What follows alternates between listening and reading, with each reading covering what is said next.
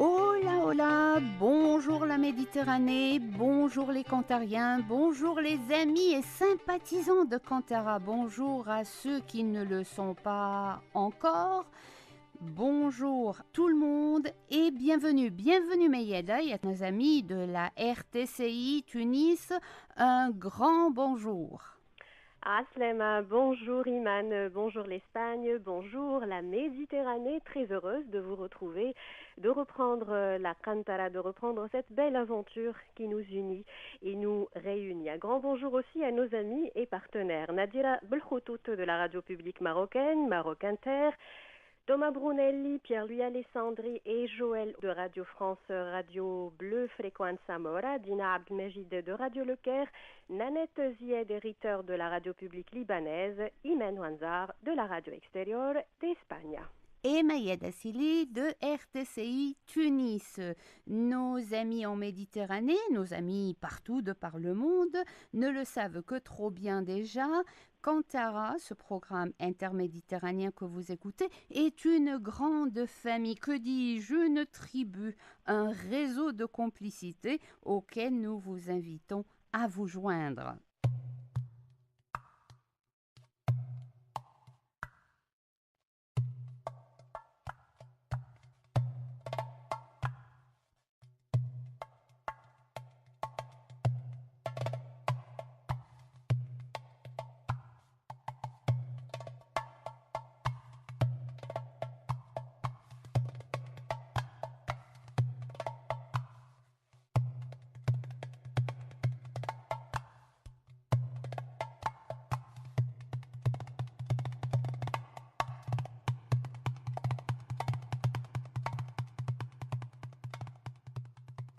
Pour ce second Cantara de la saison et en ce premier bloc, il sera question de lutte contre la traite des êtres humains, hélas toujours d'actualité, et plus précisément de l'expérience tunisienne. Nous parlerons ensuite de la presse et de son rôle actuel au Maroc, et enfin des prévisions 2018 en Espagne. Alors pour commencer, à tout seigneur, tout honneur, allons chez toi Mayeda. La Tunisie célèbre le 23 janvier 2018 le 172e anniversaire de l'abolition de l'esclavage. De fait, elle aura été le premier pays arabo-musulman à avoir aboli ce fléau. Cet événement inaugura d'ailleurs l'ère du réformisme tunisien et des milliers d'esclaves furent libérés à Tunis et dans les grandes villes tunisiennes. Mais les pratiques ne suivent pas toujours le droit et d'autres formes d'esclavage auxquelles la Tunisie n'échappe pas ont vu le jour, la traite des êtres humains ou l'esclavage moderne. Pour lutter contre ce que l'on appelle aujourd'hui l'esclavage moderne, la Tunisie s'est dotée d'une loi en 2016 et d'une instance nationale de lutte contre la traite des personnes, placée sous la tutelle du ministère de la Justice et dont le siège sera prochainement inauguré à Tunis. Un magistrat et en est le président, Madame Raouda Labidi, et Mayed Assili l'a rencontré pour nous. Oh, freedom. Oh, freedom. Oh, freedom over me. Odetta, chanteuse et militante des droits de l'homme, souvent surnommée la voix du mouvement pour les droits civiques, nous chante Oh Freedom, un chant de liberté d'un esclave noir américain datant de la guerre civile américaine. Ce chant parle de rêves, des rêves de liberté des esclaves déracinés. Au XXIe siècle, plusieurs décennies plus tard, loin, très loin de l'époque de Martin Luther King, de Mandela ou de Malcolm X, nous parlons encore de l'esclavage moderne. Selon les Nations Unies, chaque année, des milliers d'hommes, de femmes et d'enfants sont victimes de la traite des personnes dans leur pays ou à l'étranger. Par la contrainte, la duperie ou la force, ils sont exploités pour leur force de travail, pour le sexe ou pour leurs organes. Presque tous les États sont touchés par ce crime contre l'humanité, comme pays d'origine, de transit ou de destination des victimes. En Tunisie, 240 victimes de la traite des personnes ont été détectées et assistées par l'Organisation internationale pour les migrations en Tunisie depuis 2012. Comparé aux chiffres dans la région et dans le monde, ce chiffre est estimé raisonnable, mais reste tout de même inquiétant pour un phénomène encore méconnu en Tunisie. of a me. Madame Raouda Al-Abidi, présidente de l'instance nationale de lutte contre la traite. Alors la Tunisie s'est finalement dotée d'une loi de prévention et de lutte contre la traite en 2016. En février, nous avons une instance nationale de lutte contre la traite. Alors ça témoigne de l'engagement de la Tunisie dans la lutte contre la traite, mais c'est certainement un pas très important, un pas en avant, je dirais, pour limiter ce fléau en Tunisie. Oui, effectivement, c'est une avancée très très importante, surtout que on ne peut pas nier que nous sommes concernés par le phénomène de traite. C'est vrai que on ne peut pas parler de phénomène. On peut parler de crimes de traite en Tunisie, de quelques cas de traite en Tunisie. C'est pas un phénomène, mais il faut vraiment prendre beaucoup de précautions Oui, pour que ça ça soit ne pas devienne pas... absolument. Absolument. Donc, la loi de 2016 est une loi extrêmement importante et très, très développée. D'ailleurs, on a passé 2 ans à discuter autour de cette loi, à collecter les avis de tout le monde, à collecter même l'avis des organisations internationales. Donc, c'était une loi très, très réfléchie. Et avec l'instauration et la mise en place de l'instance nationale de lutte contre la traite des personnes, je pense que nous sommes aujourd'hui en mesure de limiter et de combattre ce phénomène, et surtout que la Tunisie est le premier pays arabo-musulman qui a aboli l'esclavage entre 1841 et 1846, parce que ça s'est fait sur 3 étapes. Et en principe, l'esclavage, c'est pas nous. Oui, mais cette prise de conscience, on a l'impression, qui est récente, on a l'impression qu'elle est un peu tardive, ou non? C'est vrai, la loi est un peu tardive. Mhm. N'empêche que nous n'étions pas dans un vide législatif. Parce que quand on parle de traite des personnes, on parle des crimes de traite. On ne parle pas d'un seul crime. Donc, c'est un ensemble de crimes qui constituent et qui peuvent être qualifiés en tant que crimes de traite. Avant la loi 2016, nous n'étions pas en période de vide législatif parce que ça a été, la plupart des crimes étaient gérés par le code pénal. L'avancée, vraiment la vraie avancée que nous devons saluer, c'est que la victime a repris son statut de victime. Comme vous le savez, avec le code pénal, il y avait des victimes qui ont été emprisonnées. Il y avait des victimes parce que les crimes n'ont pas été qualifiés de crimes de traite. Les jeunes ou les femmes qui ont été exploitées sexuellement dans les pays de Golfe ont passé une bonne période dans les prisons parce qu'elles n'avaient pas le statut de victime. Avec la loi de 2016, la victime a repris sa place, a repris son statut. Et ça, c'est extrêmement important parce que là, on voit clair. Il y a la classification, il y a les criminels et il y a les victimes. Et il y a une prise en charge extrêmement importante et l'État tunisien s'est engagé à prendre en charge les victimes dans tous les domaines. Donc la prise en charge médicale, sociale, juridique, à tous les niveaux. Oh, more morning. Rappelons que l'esclavage a été aboli en Tunisie par le bey Ahmed Ier via un décret beylical datant du 23 janvier 1846. Cette abolition s'est faite par étapes et a débuté en 1841 à travers l'interdiction de la vente d'esclaves sur les marchés de la Régence.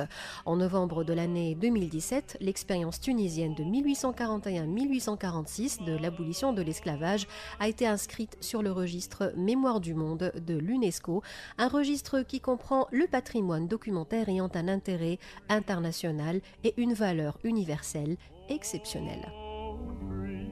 Alors, Mayeda, d'abord, il faut souligner vraiment que la Tunisie aura été là aussi pionnière. Le problème, c'est que, comme tu le soulignes si bien, il y a le droit et il y a l'usage.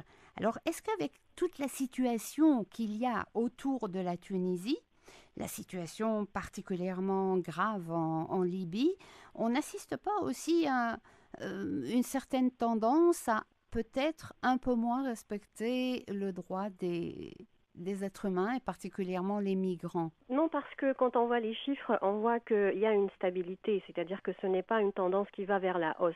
Depuis 2011, en fait, depuis le début du printemps arabe et du conflit libyen qui fait effectivement des mouvements et des flux de déplacement de migrants énormes qui passent, entre autres par la Tunisie, ça ne s'est pas accompagné d'une maltraitance des migrants, d'autant plus qu'il y a ce qu'on appelle aussi la traite interne en Tunisie et qui est beaucoup plus importante en fait. C'est vrai que quand on parle de traite en Tunisie et quand on se promène un petit peu dans les rues de Tunis, si vous leur posez la question, ils vous diront non, ça n'existe pas, c'est révolu l'esclavage en Tunisie et on a toujours l'impression que ça concerne les étrangers parce que la forme de traite qui est la plus répandue en Tunisie, en fait, la servitude domestique qui concerne les femmes étrangères, voilà, qui viennent d'autres pays de l'Afrique de l'Ouest. Or, on ignore qu'il y a une traite interne qui est beaucoup plus importante et qui concerne les petites filles, en fait, qui viennent du nord-ouest et qui sont aussi concernées par la servitude domestique. Je dis bien servitude domestique, c'est pas un travail domestique, c'est une servitude domestique parce qu'il y a l'exploitation et il y a tous les facteurs qui font que ce travail n'est pas un travail, mais c'est de l'esclavage, voilà. Donc voilà, je pense que ces violations des droits humains, ça existe depuis longtemps, mais ça ne va pas en s'aggravant et j'espère que les chiffres resteront stables et que avec le travail de l'instance qui sera prochainement mise en place et toutes les structures de la société civile, qu'il faut dire sont très très mobilisées en Tunisie, les chiffres vont vers la baisse. Et après Tunis et cette importante avancée dans le domaine des droits de l'homme, nous faisons cap sur Rabat. Oui, Nadira Belkhoutout nous invite à une réflexion sur la presse, sur ce que nous sommes, ce que nous représentons, sur notre praxis et sur ce que nos sociétés en mutation attendent de nous. C'est une belle opportunité de parler en ce jour du Grand Prix national de la presse marocaine, du chemin parcouru par la presse dans ses rapports et sa relation avec la société. Alors, Abdrahim Sami, vous êtes professeur-chercheur à l'Institut du journalisme à Rabat. Quel rapport entretient la presse avec la société marocaine?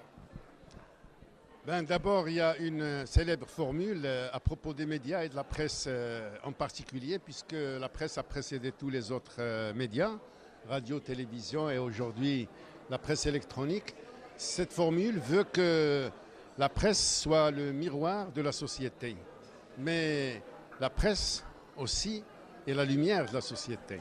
C'est-à-dire que la presse, c'est un observateur du fait social. Elle renvoie à la société l'image de cette société ici et maintenant en ce moment-là, d'accord? Et l'avertit de certaines dérives éventuelles de la société, puisque c'est le métier du journaliste que de suivre la société et de apporter un éclairage que les autres membres de la société ou les autres personnages sociaux, médecins, experts, ingénieurs, etc., ne font pas, puisque ce n'est pas leur métier. Mais la presse aussi est la lumière de la société parce qu'elle doit contribuer à faire évoluer. Quelle image reflète la presse marocaine de la société? C'est un peu problématique. Avant, il y avait une certaine presse, il y avait un certain contexte marocain qui était plus détendu, un autre contexte? Plus apaisé, même pas. Je ne pense pas qu'il était apaisé parce que politiquement, les choses étaient un peu difficiles. Quand je dis plus détendu, je parle du profil, du comportement du Marocain. Je ne parle pas du politique. Je reviens aussi à une autre formule concernant les médias en général. Les médias véhiculent plus de 80% de l'information de mauvaises nouvelles. C'est le train qui arrive en retard et le train qui arrive à l'heure. Donc forcément, il y a un effet, je dirais, anxiogène des médias sur les individus.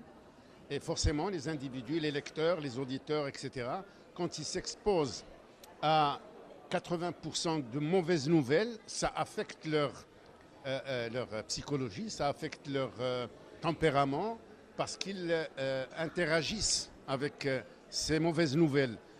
Les catastrophes, les guerres, les conflits, les faits divers, etc. Les gens, forcément, sont affectés. Et ça se répercute sur...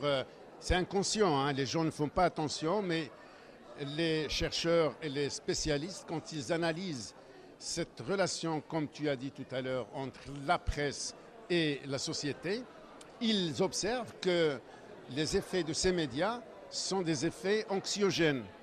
Est-ce qu'elle reflète cette cohabitation? C'est quand même nos côtés positifs.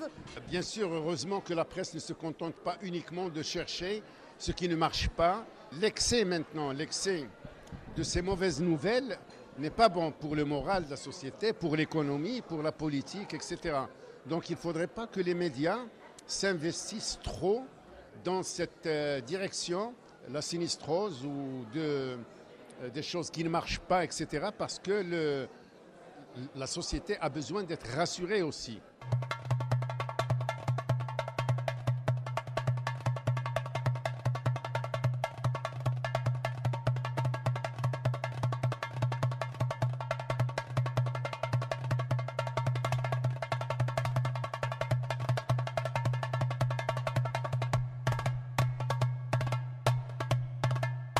Oui, alors un reportage très intéressant, Mayeda, un reportage qui nous permet en fait de faire une petite pause et de réfléchir à notre propre travail. Absolument, même si moi je rejoins toujours ce que disait Albert Londres, je cite, notre métier n'est pas de faire plaisir, non plus que de faire du tort, il est de porter la plume dans la plaie. Et je crois que, moi je suis d'accord en tout cas avec ce qu'il dit, parce que le travail journalistique, c'est de mettre le doigt là où ça fait mal. Donc même si nous sommes anxiogènes parfois. Oui. Parce que j'ai l'impression qu'il y a cette crainte d'être trop anxiogène. C'est bien de dire ce qui se passe, les bonnes choses et les mauvaises choses. Et les mauvaises, oui, absolument, absolument. Merci Nadira donc pour ce reportage. Merci à ton invité. Absolument, notre praxis, notre déontologie, notre être et notre capacité à prévoir, à distinguer le vrai du faux, le possible du probable. Madrid nous propose ici des pistes pour suivre l'actualité espagnole de l'année en cours. On commence avec la politique, Guillaume, et c'est une première en Espagne depuis 2013. Cette année, aucun rendez-vous électoral n'est programmé. Et oui, pas de législative, ni de régionale, ni de municipale, pas de rendez-vous électoral au menu cette année en Espagne, sauf si, et attention, il y a blocage politique en Catalogne. La Catalogne reste en 2018, comme l'année dernière, comme celle d'avant, le principal centre d'intérêt politique en Espagne. Il y a eu les régionales anticipées fin décembre, avec une nouvelle majorité pour les indépendantistes. Il faut voir maintenant comment va se structurer le Parlement régional, le gouvernement, quel sera le sort aussi des dirigeants séparatistes mis en examen ou en détention provisoire ou réfugiés hors d'Espagne. On touche là plus à la justice qu'à la politique, mais c'est étroitement lié dans le cas catalan. Dans les prochaines semaines, on y verra sans doute plus clair sur le futur politique de la région. La seule certitude, Iman, c'est que la Catalogne va encore une fois concentrer une grande partie de la bataille politique en Espagne cette année. Et au-delà de cette bataille politique, la situation en Catalogne a également une dimension économique. Oui, alors selon les prévisions officielles, la croissance sera de 2,3% en Espagne en 2018. C'est moins que les 3 dernières années quand l'économie espagnole affichait plus de 3% de croissance, mais ça reste quand même un rythme supérieur à beaucoup d'États européens, un niveau qui permet la création d'emplois. C'est l'autre objectif du gouvernement de Mariano Rajoy. La baisse du chômage est soutenue en Espagne depuis 5 ans. Le nombre de chômeurs est passé de plus de 6,2 millions en 2013 à 3,7 millions en fin d'année dernière, avec, il faut dire, beaucoup de contrats précaires, des CDD, des contrats à temps partiel, des intérims, ce que dénoncent d'ailleurs les syndicats.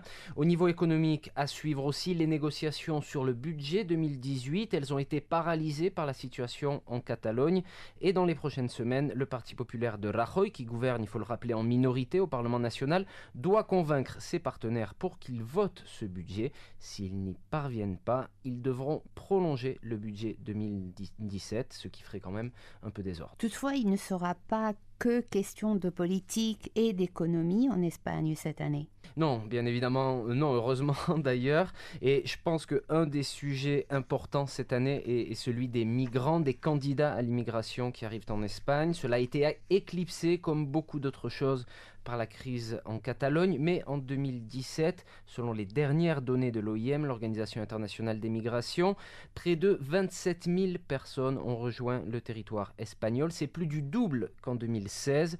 Plus de 200 y ont laissé leur vie et il faudra être attentif à ce nouvel essor de la route migratoire espagnole. Est-ce que cette augmentation est une des raisons de la poussée de l'extrême droite en Espagne, avec plusieurs manifestations et incidents qui ont eu lieu dans le dernier semestre 2017? C'est difficile à dire. C'est vrai que les groupes extrémistes ont gagné en visibilité ces derniers mois, mais moi je pense qu'il faut avant tout y voir une réaction à la situation en Catalogne qui a en quelque sorte réveillé le nationalisme espagnol avec des manifestations importantes convoquées par les ultranationalistes, avec une présence très importante aussi sur les réseaux sociaux et parfois une certaine tolérance de la part des pouvoirs publics face à cette poussée extrémiste. La question pour 2018, c'est de savoir si l'extrême droite va continuer à être présente, à agiter la rue, parfois dans certaines régions comme la région de Valence, tout en sachant qu'au niveau électoral, comme il n'y a pas d'élection, on l'a dit, elle ne pourra pas se jauger.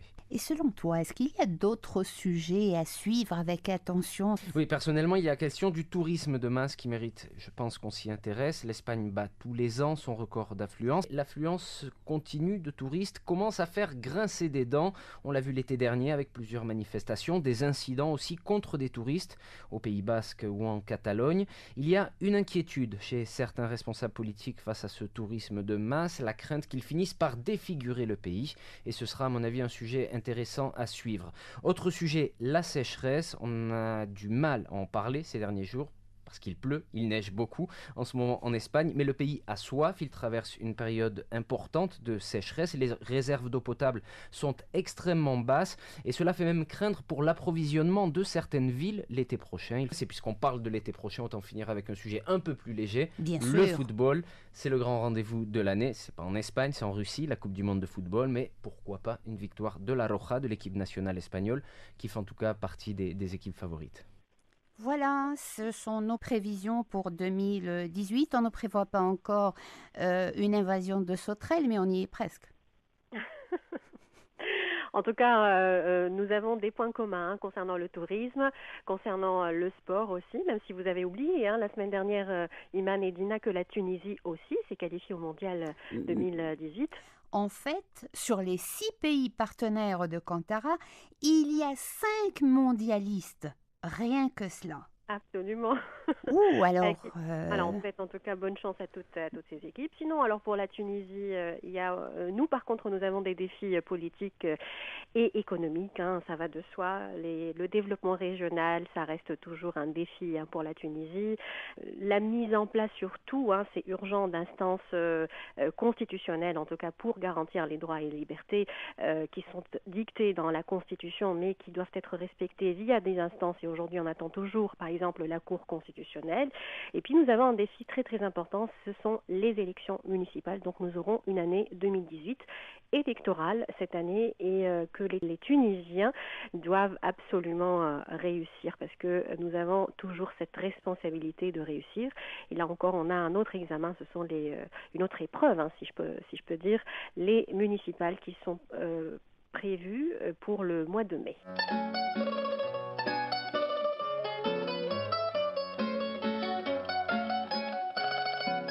اكتشاف موسيقي. Hallazgo musical. Hallazgo musical? Okay, a musical discovery.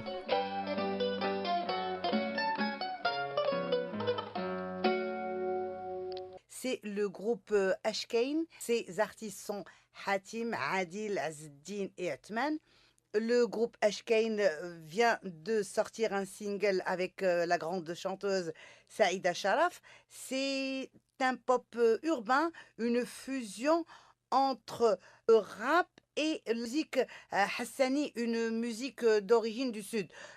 Hatim, bonjour. Bonjour. Alors, si on parlait un peu de votre dernier single, d'abord, est-ce qu'on peut parler de rap marocain? Qu'est-ce qui caractérise le rap marocain? Bien sûr, on peut parler de rap marocain, puisqu'il a une identité qui est propre à lui, déjà à travers la langue qui est derija, à travers l'introduction et la fusion de musique internationale et musique traditionnelle. Donc, bien sûr, il y a un rap marocain qui est d'ailleurs, je pense, numéro 1 dans le monde arabe. Alors, un petit extrait de rap marocain, question de mettre un peu les auditeurs au goût du rap marocain.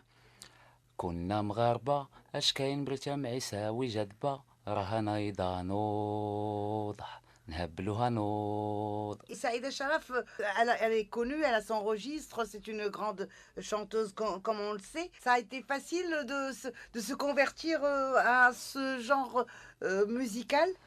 Grâce au producteur musical Bilal Africano qui a fait pas mal de singles ces dernières années, on a pu trouver l'équilibre. Donc, où la musique c'est ça, c'est ne pas s'enfermer dans un seul cadre ou une seule case, c'est essayer au contraire de briser les frontières et d'échanger encore une fois avec eux. Une petite interprétation de la chanson, question de voir un peu comment la conversion de la langue hassani en pop. Tu me rends dingue, dingue, dingue, tes yeux m'hypnotisent. Tu les jaloux bang, bang, bang, pour plus que t'écoutes ce qu'ils disent. Et quand tu danses, tu les rends fous, tu les rends folles.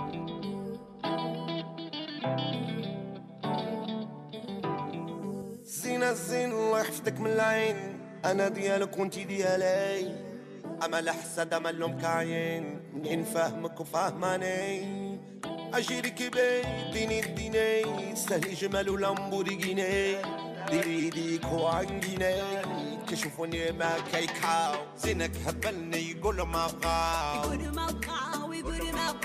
تحت مهمني يديروا اللي بغاو زينك هبلني غير يقولوا ما بغاو تحت مهمني غير يديروا اللي بغاو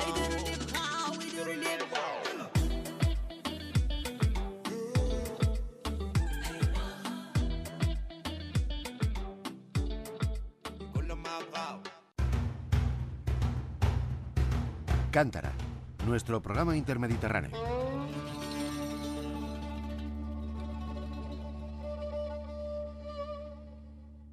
Nous avons notre ami Joël d'Ajaccio. Bonjour Joël au Rabona. Bonjour à vous deux. Bonjour. Alors Joël est très sympa et on la connaît presque pas encore, mais d'emblée elle nous invite chez Jean-Jean. Manger des pâtes à la langouste, n'est-ce pas? Oui, alors Jean-Jean, c'est celui qu'on surnomme le roi des pâtes à la langouste. Il ne fait que ça dans son restaurant. Et apparemment, il est très célèbre. Alors, c'est quelqu'un qui est né dans les quartiers pauvres, d'une famille nombreuse, d'une famille de pêcheurs dans la ville d'Ajaccio. Il a fait différents petits métiers et puis il se rappelait que tout petit, des fois il mangeait dans la maison d'à côté, dans une autre, toutes les portes étaient ouvertes et les enfants pouvaient aller manger selon leurs envies. Et à l'époque, la langouste n'était pas un luxe, les pêcheurs en ramenaient assez souvent. Et il a, dans sa recette magique, dont il ne donnera jamais le secret, mélangé un petit peu ce qu'il a piqué, des idées qu'il a piquées dans des familles et puis dans d'autres. Et c'est ce qui fait, à mon avis, le succès de cette recette. Et alors, Mayada, apparemment, il est très, très, très célèbre parce que il a des convives célébrissimes. Alors, ça va du président de la République, on repasse par les stars de cinéma, les pilotes automobiles très connus, les gros dirigeants de groupes alimentaires.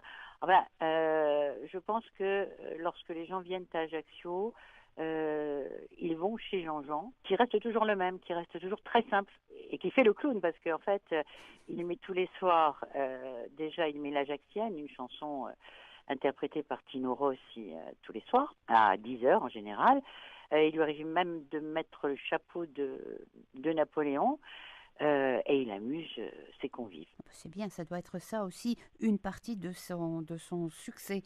Nous allons écouter donc le reportage. Chez Jean-Jean, on ne déguste les langoustes que sur un lit de spaghettis, mais en sauce, pochée ou grillée. Est-ce qu'il y a toujours autant de langoustes, Jean-Jean? Oui, il y a toujours la langouste, mais je pense que c'est comme ça a été beaucoup pêché le golfe d'Ajaccio, il y a eu moins de langoustes et donc c'est vrai qu'avec le problème de ces filets, parce que vous savez qu'avant les pêcheurs pêchaient à la nasse, donc à la nasse la langouste se reproduisait, la petite ressortait il y avait moins de dégâts, elle était meilleure, elle était moins stressée. Tandis que la langouste, maintenant, elle est pêchée avec des filets en nylon, et vous savez, ça fait beaucoup de dégâts. Et si on laisse trop les filets à la mer, quand vous remontez les langoustes, elles sont mortes ou on peut plus s'en servir, on peut plus les vendre, c'est comme ça. Hein. Quand vous parlez du stress des langoustes, ça veut dire que ça change le goût? Oui, ça change le goût parce que quand une langouste, elle est dans un vivier, même quand elle est prise dans un filet, elle est stressée, vous savez, elle a peur, elle a d'autres poissons qui lui tournent autour, qui veulent la manger, le poulpe et tout. La langouste, étant donné qu'elle est stressée, elle se vide. Oui, elle est vivante, mais à l'intérieur, quand vous la coupez, il n'y a rien à manger, il n'y a plus rien. Alors Jean-Jean, est-ce que vous allez nous donner enfin le secret de la recette de votre sauce? Oh, ça, je pourrais pas parce que je l'ai légué à mon fils et il n'y a que mon fils qui est au courant, qui cuisine comme moi, donc je garde. C'est un secret, c'est ce que j'ai découvert moi à force de cuisiner, à force de faire. C'est mon savoir-faire. Voilà, j'ai jamais ouvert un livre de cuisine, j'ai jamais demandé à quelqu'un. C'est quelque chose que j'ai découvert par moi-même, donc je la dévoile pas. Je dévoile pas ma recette. Il n'y a que mon fils qui est au courant, qui lui cuisine, donc il la connaît, voilà. Alors, on peut dire quand même qu'il y a un peu d'alcool, il y a du vin. Ah, ça, vous savez, je mets beaucoup de choses. Il y a des ingrédients. Alors, je vais vous dire quelque chose, je vais vous avouer quelque chose. J'ai un ami qui est médecin, et un jour, tout en parlant avec lui, je lui ai dit, tu sais, je lui ai dévoilé quelques ingrédients qui allaient dans ma sauce. Alors, il me dit, tu sais que Jean-Jean, ça c'est bon pour le cœur, ça c'est bon pour les artères, ça c'est bon pour tout, pour le sang. Mais alors, j'ai dit, si je crois bien, si j'en crois bien, j'ai inventé un médicament. Mais c'est fabuleux, ça. Mais c'est vrai que je mets beaucoup de choses de grande qualité, donc qui font du bien pour la santé. C'est pour ça qu'on retrouve le goût en la mangeant. Il faut venir manger ma langouste, goûter mes pâtes pour savoir ce que c'est. Autrement, on ne peut pas en parler. Alors, le temps de cuisson, alors je ne vais pas parler de celles qui sont en sauce, puisqu'elles sont faites progressivement. Mais quand vous faites les langoustes pochées ou grillées, combien de temps? Alors, je vais vous dire, sincèrement, je peux vous dévoiler. Bon, la langouste pochée, je la fais pocher, je la fais griller. Je fais un peu une sauce merdard, ouais, qu'on appelle nous en termes ajaxiens. C'est avec l'excrément de la langouste. Alors on coupe la langouste en deux, on mélange les œufs, on prend les excréments qu'il y a dans elle, on ajoute de l'huile, on ajoute du vinaigre, du citron, on broie tout ça, on mélange tout ça, on passe au mixeur, on met du sel, on met du poivre. Et on fait bouillir la langouste. Et quand la langouste est bouillie, vous la servez sur un plat chaude, il faut la servir chaude, pas froide, il ne faut pas la mettre au frigo. Et vous mettez cette sauce par-dessus, ben alors c'est quelque chose de fantastique. C'est vraiment la langouste à l'ajaxienne, merdard. Mais il y a très peu de gens qui connaissent ça. Ben non, vous savez, les personnes âgées, il y en a très peu, elles ne cuisinent plus. Mais les gens qui connaissent la langouste, qui la mangent naturelle, c'est fabuleux, mais il faut faire la sauce que je dis moi. Mayeda, qu'est-ce que ça t'inspire, ça? C'est juste que j'ai envie d'y aller, hein, c'est tout. Voilà. Et goûter à ces pâtes aux langoustes. Même si, franchement, les détails qu'il donne à la fin sur la préparation, moi j'aurais préféré pas le savoir. Mais vous savez, il ne dit jamais la même chose à chaque interview. Alors là, c'était pour nous choquer, quoi. C'est pour brouiller les pistes. Ah, d'accord. Et bon, là, dans le reportage, tu n'arrives pas à lui faire dire quel est le secret, mais est-ce que tu as eu des bribes de ce secret? Peut-être que... C'est-à-dire que je l'ai vu faire dans sa cuisine. Oui, mais je veux dire qu'il est tellement habitué, il n'y a pas de verre doseur. Je ne sais pas combien il met de cognac ou d'armagnac. En plus, il change les alcools quelquefois. La dose de piment, c'est lui qui a la mesure dans la main. C'est au pif. C'est au pif. Enfin, c'est au pif. Il prend toujours les mêmes mesures, mais je peux pas prendre des notes. Je sais pas combien il y a de grammes de piment. Je sais pas combien il y a d'ail. Je sais pas. Non, c'est impossible. Bon, mais comme tu sais comment il le fait, ce qu'on peut faire, c'est prendre note et essayer. Vous voulez la recette, là? Mais il va m'en vouloir, il va m'assassiner. Non. La recette, tu nous la donnes juste à nous deux. en aparté. Voilà. Bon, bah alors, je Désolé, la nos donnerai en amis aparté. cantériens, on dira pas, on ne livrera pas le secret de Jean-Jean, pas De Jean-Jean. aujourd'hui. Voilà, eh bien, merci beaucoup, Joël. Je vous souhaite une belle journée. J'espère vous rencontrer un jour. On espère. On Voilà. espère, merci Au beaucoup. revoir.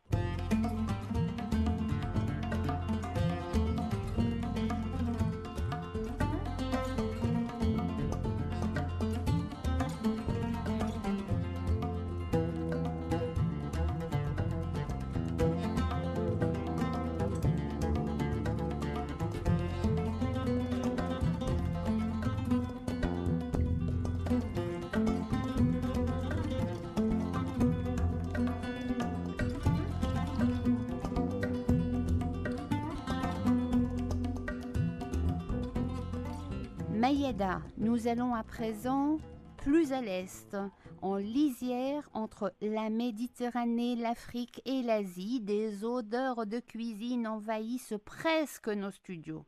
Eh oui, c'est que Dina Abdelmajid est allée directement fureter dans les cuisines, entre les fourneaux, pour nous faire découvrir certains plats fondamentaux de la cuisine égyptienne. Et c'est que Dina, lorsqu'elle y va franchement.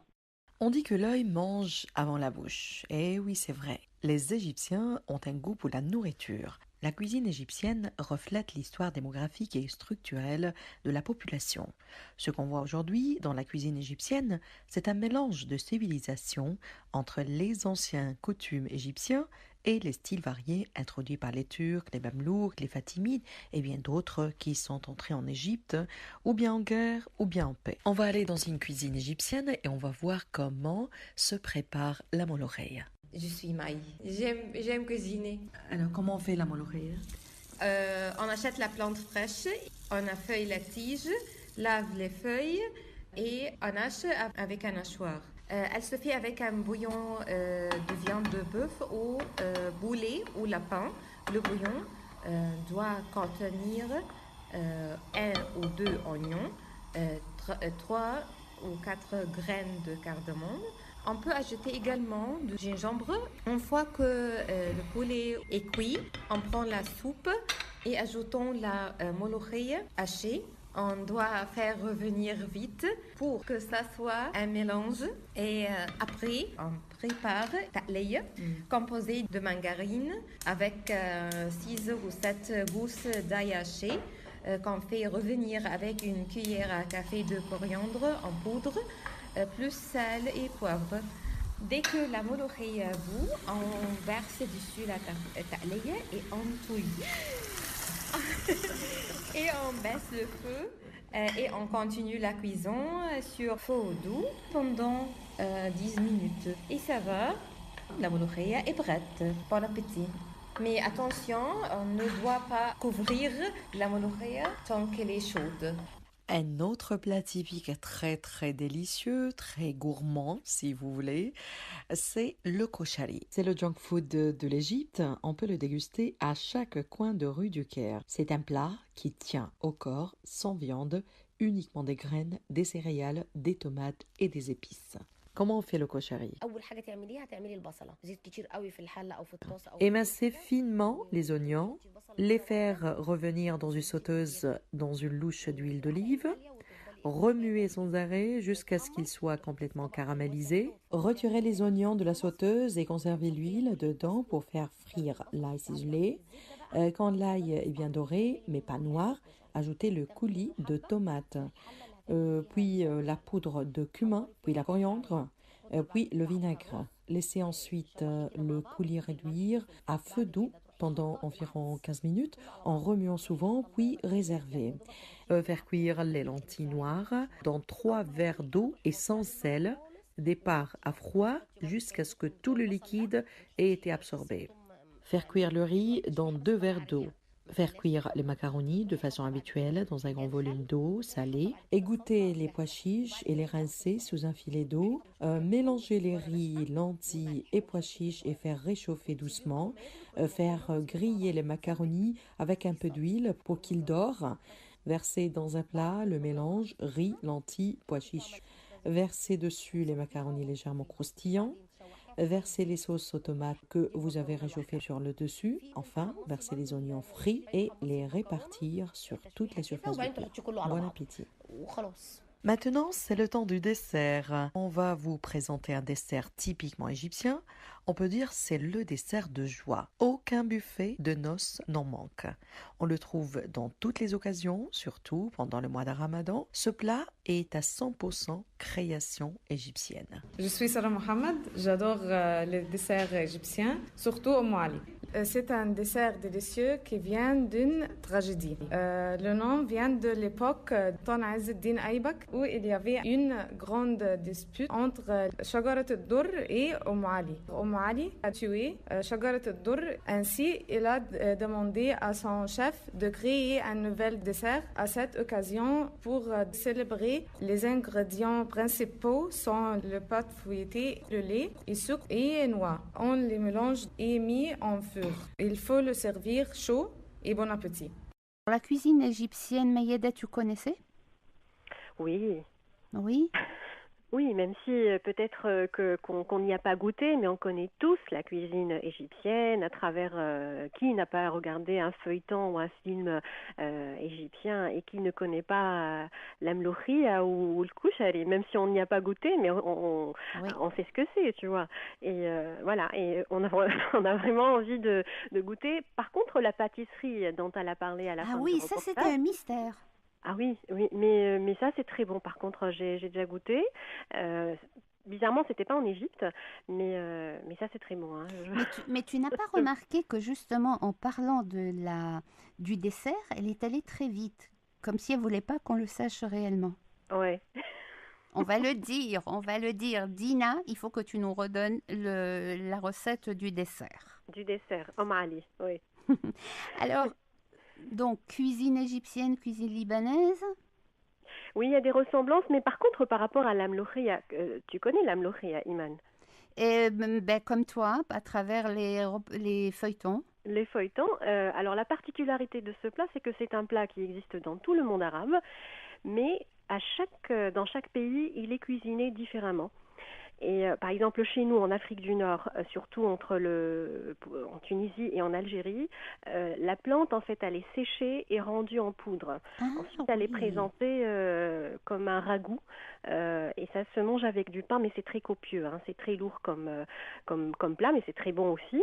Et c'est un plat de fête en Tunisie, en fait. La mlouria, on la prépare toujours le jour de l'an, pour que l'année soit verte et fertile. Vous savez, les Tunisiens sont très superstitieux. Hein.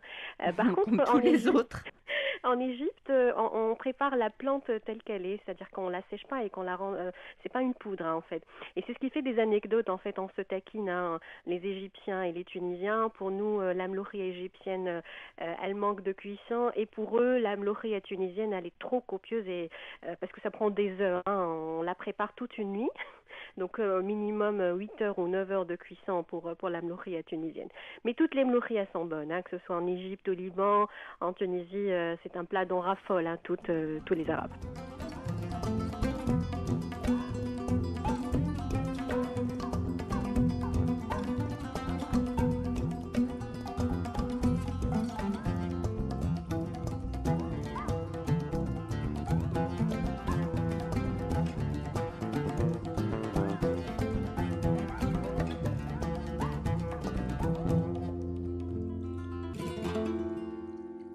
Cuisine égyptienne, libanaise, grecque ou sicilienne, il y a des fondamentaux immuables, des aliments de base. Pourtant, parmi ces éléments de base, certains sont presque de nouveaux venus. Les Grecs ne les connaissaient pas plus que les Romains, les Berbères ou les Ibères ou les Phéniciens. Imagine, Mayela, que dans ta cuisine là, commence tout d'un coup à disparaître, pouf, les aubergines, pouf, les tomates, les pommes de terre, les poivrons et même les kiwis si tu veux. Eh bien, c'est un scénario catastrophe. On va mourir de faim. Eh bien voilà, nos ancêtres ne seraient pas morts de faim. On écoute le reportage Espagne. Mira qué rico cocina y la salsa que se sabe. Y pimienta.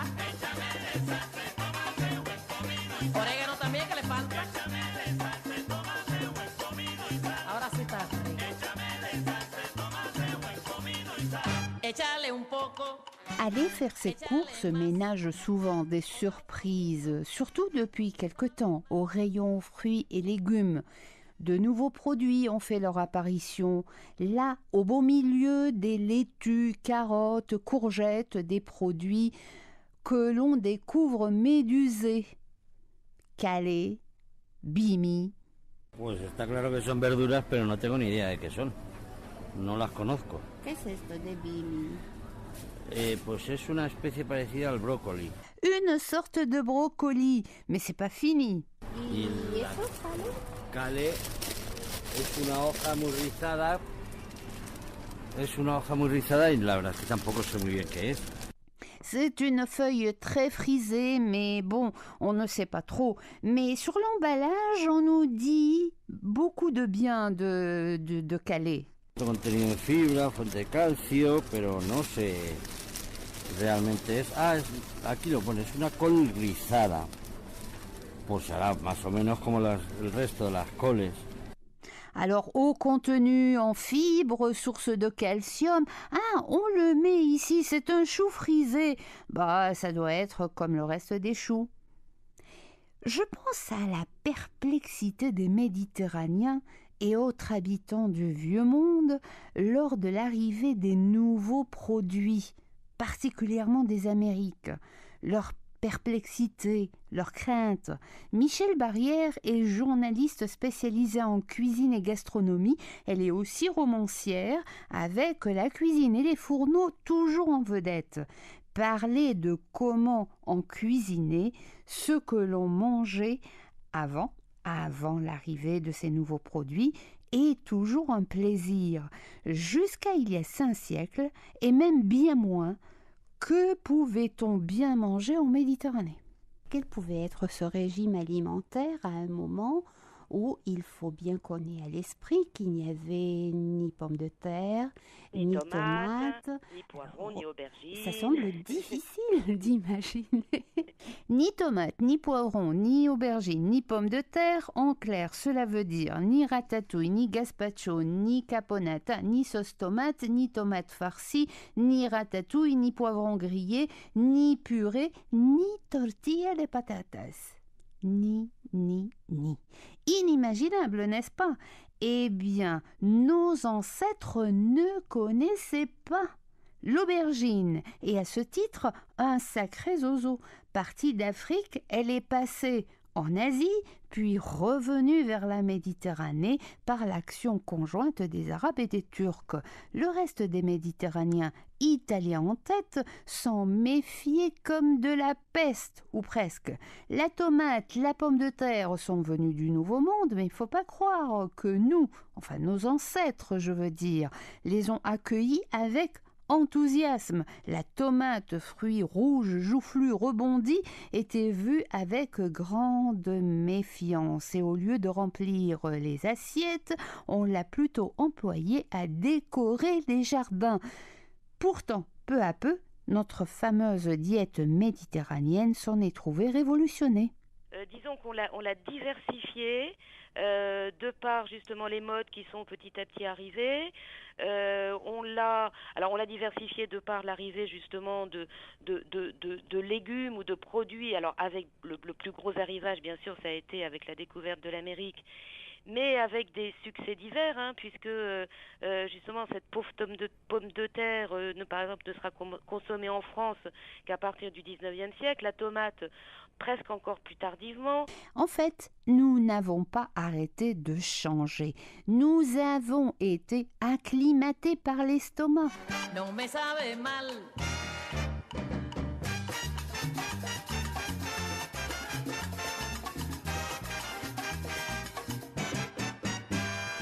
Donc, ce sont des produits, comme tu vois, que nous avons découverts, que le vieux monde, le nôtre, a découvert il y a 5 siècles, mais qui n'a pas commencé à consommer il y a 5 siècles.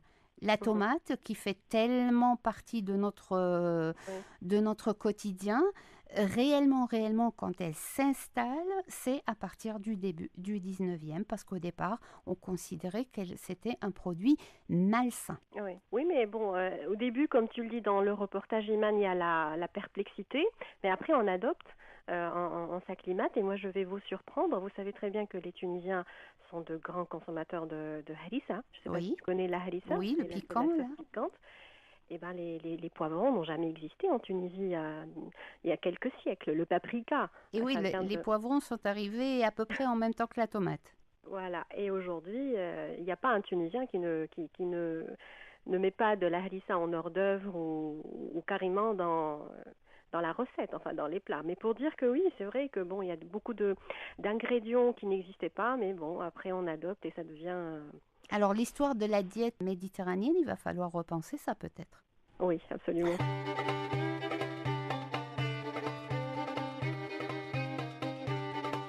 Le moment de prendre congé est arrivé, toujours trop rapidement, comme chaque fois. En effet, le moment de prendre congé de tous nos amis. La radio publique marocaine, Radio France Bleu, Fréquence Zamora, Radio Le Caire, la radio publique libanaise, Radio Extérieur d'Espagne et RTCI. Et n'oubliez pas, chers auditeurs, de consulter la page Facebook de Cantara pour réécouter cette émission, pour réécouter ce numéro réalisé ici à Tunis par Lotfi Gadesha. Et ici à Madrid se trouvait Miguel León. N'oublions pas aussi de dire que la musique qui nous accompagnait était de Tariq et Julia Bansi, un couple maroco-américain de musicologues et musiciens. Tariq est de Tétouan et Julia de Denver, des artistes qui ont fait de l'Andalousie un point de repère. Et nous avons aussi emprunté à Celia Cruz et Tito Puente, Salsa de Tomate. Alors à très bientôt Mayeda. À très bientôt Iman. À la semaine prochaine. Au revoir.